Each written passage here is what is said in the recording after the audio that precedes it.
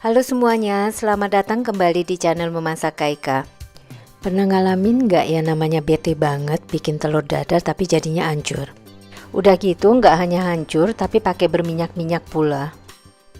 Lupakan saja, cara ini hanya cocok untuk menggoreng 1 atau 2 telur saja. Dan jadinya pun tidak bisa setebal telur dadar rumah makan Padang.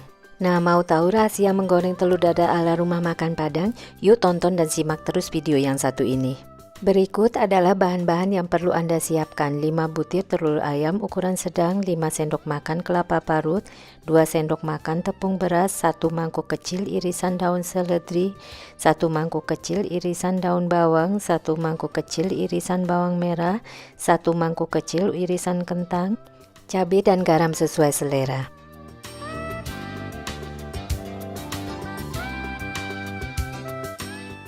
Karena di sini adanya kelapa parut kering, untuk mendapatkan konsistensi kelapa parut seperti di kita, kelapa parut keringnya dicampur dengan sedikit air dulu, kemudian sisihkan. Selanjutnya larutkan tepung beras dengan air secukupnya saja.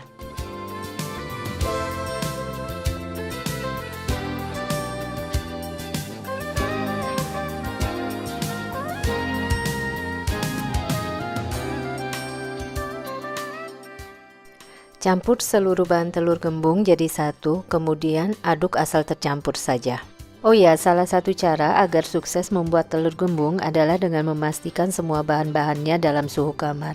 Jadi nggak boleh ada yang dingin atau dalam keadaan beku.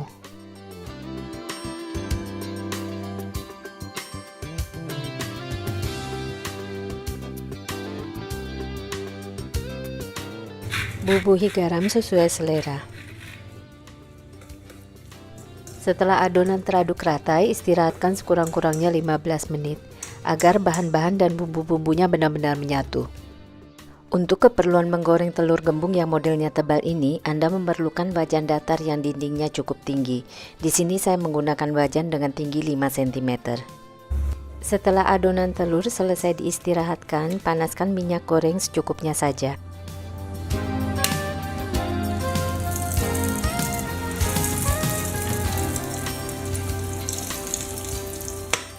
Masak adonan dengan panas tinggi selama 3 menit, kemudian kecilkan api dan tutup wajan dengan tutupnya. Lanjutkan memasak dengan api sedang selama kurang lebih 10 menit atau sampai adonan terlihat mengeras.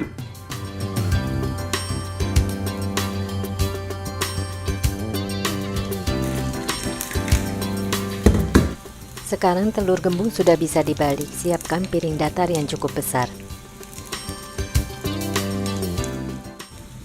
Nah, bagian ini agak kritis, pastikan Anda memegang wajan dan piring dengan kuat agar tidak jatuh. Cantik kan hasilnya? Tapi masih ada satu proses lagi. Bagian yang tadi di atas harus dimasak juga hingga matang. Caranya mudah, pastikan wajan sudah dalam keadaan panas lagi, kemudian luncurkan telur gembung perlahan ke dalam penggorengan. Tekan-tekan permukaan telur dan masak kembali hingga bagian bawahnya padat dan tidak cair lagi.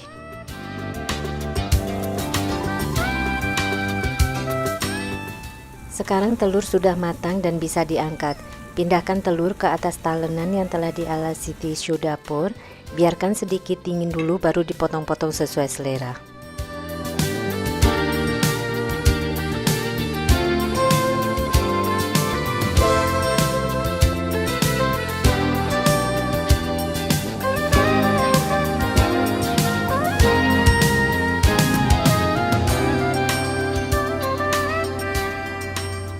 Oke deh, selamat mencobanya sendiri di dapur Anda dan menikmatinya bersama keluarga di rumah.